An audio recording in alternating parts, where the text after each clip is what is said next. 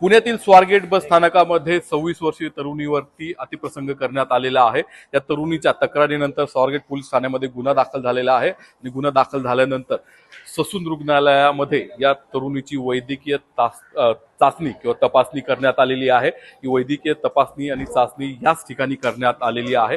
मात्र त्याचा अहवाल अद्याप प्राप्त झालेला नाहीये। आज संध्याकाळपर्यंत हा वैद्यकीय तपासणीचा चाचणीचा अहवाल येणार आहे आणि त्यानंतरच तो पोलिसांकडे जाईल। याचा अर्थ पोलिसांना अजून या तरुणीचा वैद्यकीय तपासणीचा किंवा चाचणीचा अहवाल आलेला नाहीये।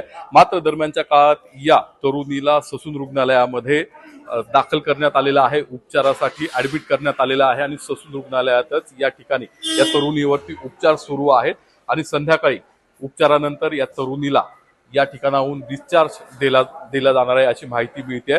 ससून रुग्णालयामध्ये आता सध्या ही तरुणी उपचार घेत आहे आणि तिचा वैद्यकीय तपासणीचा किंवा चाचणीचा अहवाल देखील ससून रुग्णालयातून संध्याकाळपर्यंत मिळण्याची शक्यता आहे। कॅमेरामन सुमित भोसलेचा नितीन पाटणकर, साम टीव्ही न्यूज, पुणे।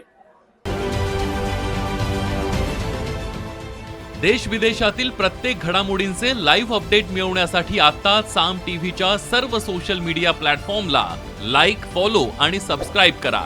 तसंच सर्व नोटिफिकेशनसाठी बेल आयकॉन प्रेस करायला विसरू नका।